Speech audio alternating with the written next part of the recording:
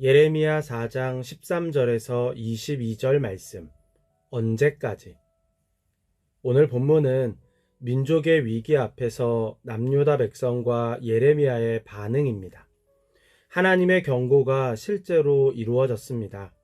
남유다를 공격하기 위해 적군이 회오리 바람처럼 밀려왔습니다. 아무도 막을 수 없는 바람이었습니다. 남유다 백성의 외침이 절망적입니다. 이제 우리는 화를 당하게 되었다. 우리는 망하였다. 그들의 관심은 오로지 자신입니다. 자신들이 화를 당하고 망하게 된 것에 슬퍼하고 있습니다. 일반적인 반응 같지만 사실은 하나님께서 그들에게 원하시는 반응은 이것이 아니었습니다. 남유다 백성은 또 틀렸습니다. 남유다 백성의 어리석음에 하나님께서 탄식하십니다. 구원을 받고 싶다면 너의 마음에서 악을 씻어버리라고 말씀하시면서 도대체 언제까지 흉악한 생각을 마음에 품을 작정이냐며 탄식하셨습니다. 하나님께서는 재앙으로 인해서 이미 단이 소리치고 에브라임 산이 재앙의 소식을 전한다고 말씀하십니다. 단은 북이스라엘의 최북단에 위치한 지역입니다. 에브라임 산은 이스라엘의 중심 산악지대로서 북이스라엘의 남쪽 지역입니다. 즉, 이미 재앙이 북이스라엘 전 지역을 휩쓸었고 이제 남유다의 코앞까지 왔다는 것입니다.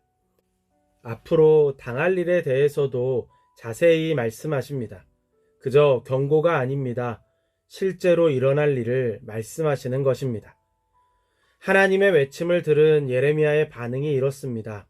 창자가 뒤틀려서 견딜 수 없구나. 심장이 몹시 뛰어서 잠자코 있을 수가 없구나. 적의 공격 앞에서 예레미야는 고통스럽습니다. 그런데 그의 고통이 다른 백성들의 고통과 조금 다릅니다. 다른 백성들은 자신들이 망하게 된 것, 자신들이 화를 당하는 것에 대한 고통입니다. 하지만 예레미야는 전쟁이 끝나지 않는 것에 대한 고통입니다. 21절에 저 전쟁 깃발을 언제까지 더 바라보고 있어야 하는가? 저 나팔 소리를 언제까지 더 듣고 있어야만 하는가? 이 말의 의미가 무엇입니까? 이 전쟁은 하나님께서 일으키신 것입니다. 그렇기에 전쟁의 끈 역시 하나님께 있습니다.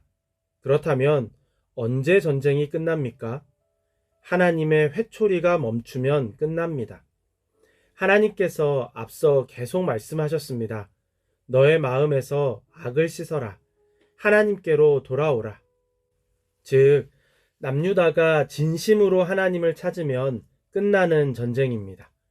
그렇기에 예레미야는 고통스럽습니다. 재난에 재난이 꼬리를 물고 일어납니다. 온 나라가 황무지가 되었습니다. 모든 장막이 무너지고 심지어 천막까지 무너졌습니다. 그럼에도 아직 전쟁이 끝날 기미가 보이지 않습니다. 아직도 남유다가 진심으로 하나님께로 돌아갈 마음이 없는 것입니다. 실제로 바벨론 군대가 예루살렘을 에워싼 기간이 18개월입니다. 그동안 예루살렘 백성은 죽기보다 힘든 시간을 보냈습니다. 그럼에도 그들은 돌이키지 않았습니다. 그 모습을 지켜보는 예레미야의 마음이 찢어지고 무너졌을 것입니다. 예레미야가 울며 내뱉은 말이 이것입니다. 언제까지? 18개월 동안 바벨론 군대의 분노는 하늘을 찔렀습니다. 그리고 마침내 성을 점령했을 때 그들은 모든 것을 불태웠습니다. 그동안의 분노를 쏟아낸 것입니다. 그제야 전쟁이 끝났습니다. 결국 당해야 할 것을 모두 당한 것입니다. 예레미야가 안타까운 것이 이것입니다. 도대체 언제까지 더 당해야 고집을 꺾을지 답답한 것입니다. 하나님의 마음 역시 마찬가지입니다. 나의 백성은 참으로 어리석구나. 그들은 나를 알지 못한다. 악한 일을 하는 데에는 슬기로우면서도 좋은 일을 할 줄 모른다. 하나님께서 보시기에 미련하게 버틴 예루살렘 백성이 답답했습니다. 그토록 자신들의 지혜와 지식을 자랑했는데 정작 하나님을 아는 지혜는 없었습니다. 그리고 전쟁을 끝내는 지혜도 없었습니다. 결국 모든 것을 잃어버린 채 끝이 났습니다. 예레미야와 남유다 백성이 느끼는 고통의 차이가 무엇입니까? 백성의 고통은 자신들의 신세 한탄에서 오는 고통입니다. 하나님의 마음에 전혀 관심을 두지 않은 고통, 하나님과 상관없는 고통입니다. 반면에 예레미야의 고통은 하나님의 마음을 모르는 백성을 향한 안타까움에서 시작합니다.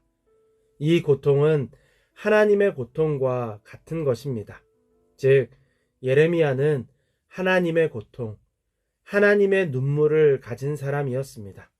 하나님의 마음에 합한 고통입니다. 고통을 원하는 사람은 없습니다. 그런데 그리스도인은 고통을 추구해야 합니다. 어떤 고통입니까?